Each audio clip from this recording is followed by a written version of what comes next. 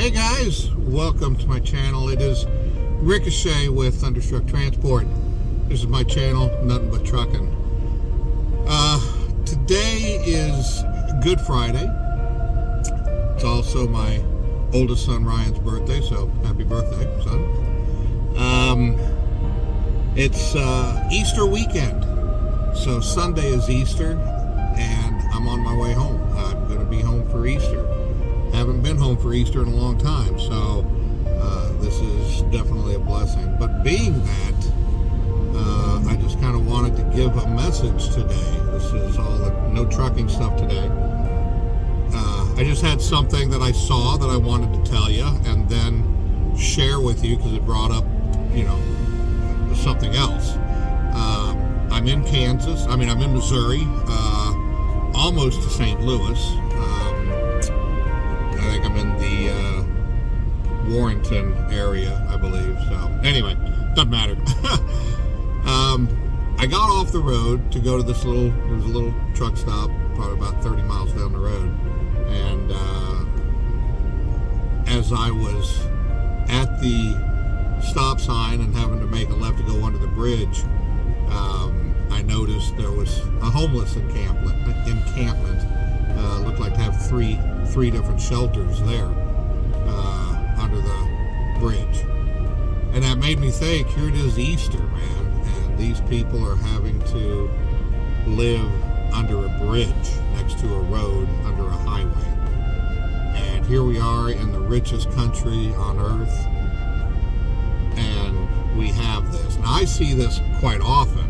I go to parts of the cities that a lot of people don't go to, so I see a lot of these homeless encampments all the time, and this one kind of hit me hard, I guess, simply maybe because it is Easter and things like that. So I kind of just wanted to, this is my message to you guys, to the world, to humanity, to whoever listens to this. I just kind of want to give you a little bit of my reflection, I guess, and my thoughts, and impart that to you guys, and hope that you get the same thing out of it that I did years ago. I heard a song, not really a singing song, more of a spoken song, and I think it was done by Red Sovine, I don't remember, but it was basically, he was telling a story, and it kind of impacted my life more than I realized at times, and I try to live up to the message of this song. I fail miserably, at doing it, but I try. I succeed quite often, and I fail quite often, such is life. But the fact is I keep trying, and it's really the way I try to live my life. But the story is this: a man goes to bed and goes to sleep, and he has a dream, and in this dream he saw Jesus, and Jesus came to him and in this dream and told him that he's going to be visited by him the next day, and he wants to sit down and have supper and visit with this man. So the dream ends, and he wakes up all excited, and he's gonna have Jesus stop by. It's like, that's wild, right? So he goes preparing throughout the day, trying to get this dinner prepared and get the house clean, get his house in order for this visit, and all of this stuff. And the time seems to just be slipping away, and he's got all this stuff to do, and he keeps getting interrupted. One knock on the door came to be an old man looking for food, a homeless beggar, kind of like the one I saw today, looking for food, and this guy's cooking food for the King of Kings, but he invites him in, gives him some food, and I think in the song gave him some shoes or something, but helped him and told him to go along his way, and he had things to do, and a little bit later on during the day, he got interrupted again by this little girl, I think, and she was lost, and he helped her, find where she needed to go, and he's panicking now. You know, the day is getting later in the day, and he's got so much to do, still so much to prepare for, you know, and he's got a few more interruptions, but at the end of the day, he's ready, you know. I mean, he's waiting, you know. Jesus is supposed to come in any time, you know, and he's great anticipation. He never comes. He never came after all the work that he did. So, you know, I mean, he was heartbroken and he was discouraged, but, you know, he put the stuff away and got ready for bed that night. And again, as he fell asleep, he had another dream, and lo and behold, there was Jesus in his dream again, you know. It's like, wow, okay. So he confronts him and he asks him, he said, Lord, he said you were going to come. What happened to you? I worked all day, and, you know, I fought so hard to get what needed to be done, and you just kind of left me hanging, you know. And I go, you know, what's up? And Jesus looked at him and he said, no. He said, I came. So I came several times, and he said, you helped and you opened your door to me every time. I was the homeless beggar that needed some food, and I was the girl that was lost, and you helped me find my way, and a few other distractions that helped him, and he did it. And the moral of that story that I get is that our life is always going to be full of distractions. We're never going to have it easy. It's always going to be something. And the trick is to just don't give up.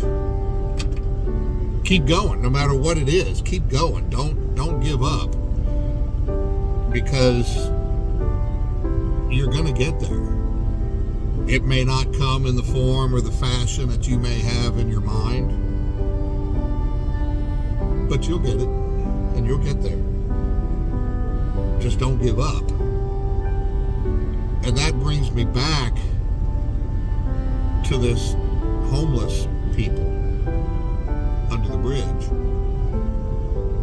There was a stack of pallets that they had made, this one person had made a home out of.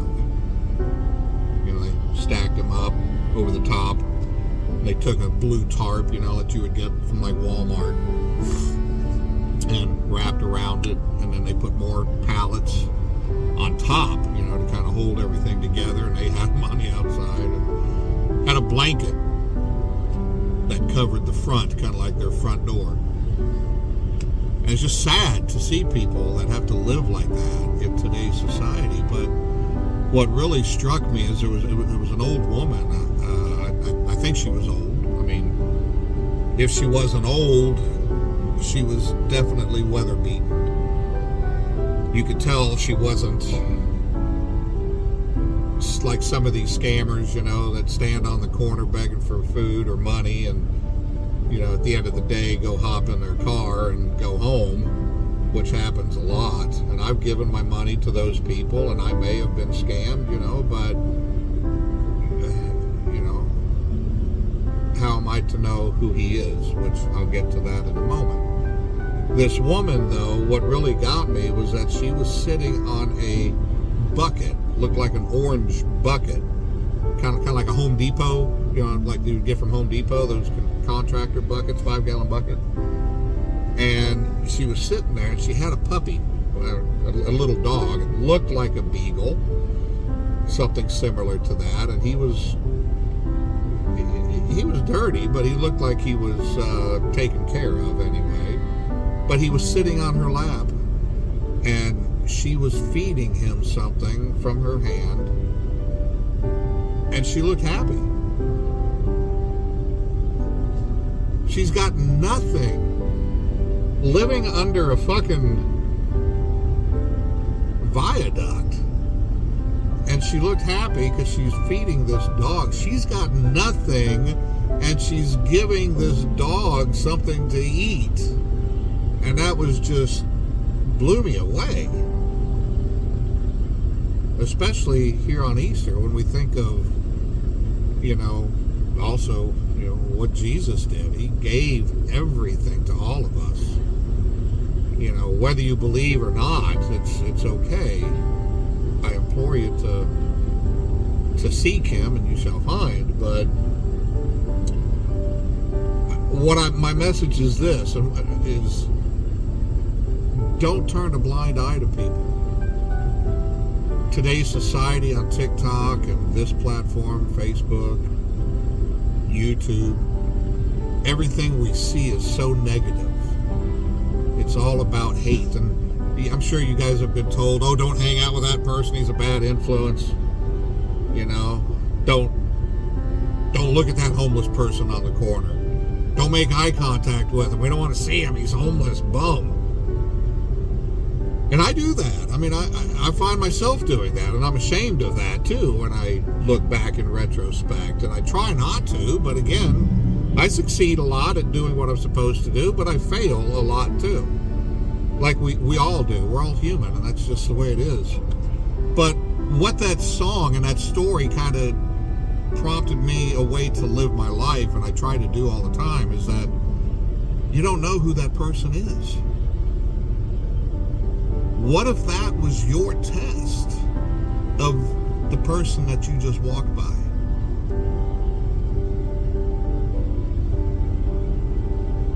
What if that was your Jesus knocking on the door?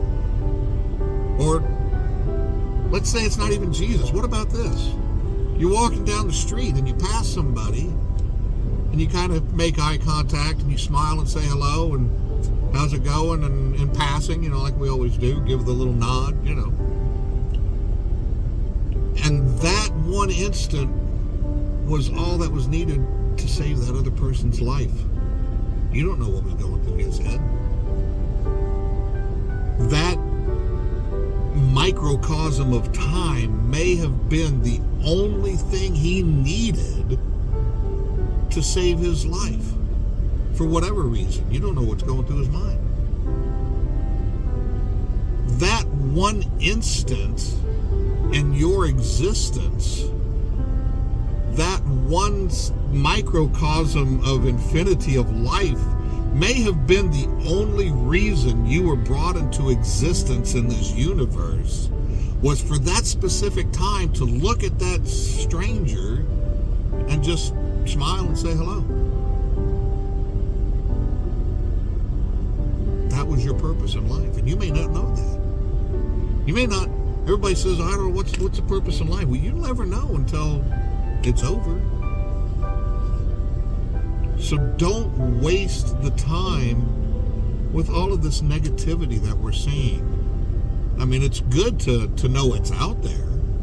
I've always been one that I want to know who my enemy is, because I can prepare the fight if I know the truth. I can handle the truth no matter how terrible it is, no matter how disgusting it is. I want to know it because I can prepare. I can fight the fight if I know what it is. If I'm lied to or I turn a blind eye to it, then I'm oblivious. But don't turn a blind eye to people and things, because that thing that I mentioned before, you are who you hang with. Don't hang with these bad people, because that makes you a bad person. You've heard that? So how about this? What was Jesus then? Isn't those the people that he went out of his way to seek and to befriend, to do nothing but give that smile to, give that little word of encouragement to? That seed, even if they didn't listen to him or his story, or seem like they wouldn't listen, that seed was planted, and over time it can grow. So guys, this Easter, all I ask is that you look inward at yourself and don't walk by a person and miss that opportunity to save a life. Because I think that's what we're put on this planet for, to do, no matter how small that thing was that you did. And remember that no matter how bad you you got it. Your app isn't working right on your $2,000 phone. I've had that happen just recently. I'm not with my family, my wife and kids. I'm away from them. But I mean, look. I mean, I got a candle back there and a plant and a big bed and cool lights. I mean, I've got a refrigerator. I got food. I mean, what have I got to complain about? Yeah, it sucks being away from my family, and I miss them terrible, but I'm not sitting on a bucket under a viaduct living underneath a pallet covered in a tarp. So that story just kind of made me think that those people coming to my door may be my test. And again, I fail that test until I'm reminded. And I really try every day to do that. And I fail, but I succeed as well too. So I just ask everybody this Easter, as well as the rest of your life, to just open up your eyes and see the blessings that you have. The next time you think you don't have something, remember this story of that woman feeding her dog underneath a bridge, living underneath a tarp with pallets for her home. Because this world is great. So guys, that's all I've got to say this Easter. I hope all of you get home to your families. If you're not home with your families and you're out here on the road as a trucker, if you're out in this world because you're in the military, whatever it is that has taken you away from your family, God bless you. And we hope that you find peace wherever you are. And if you're lucky enough, like I'm going to be lucky enough and be blessed to be with my family, cherish the time, because this life is over before we get a chance to even realize we're living it. So anyway, guys, thank you for watching. I hope you got a little something out of my story. And God bless you all. Happy Easter. We'll see you next time.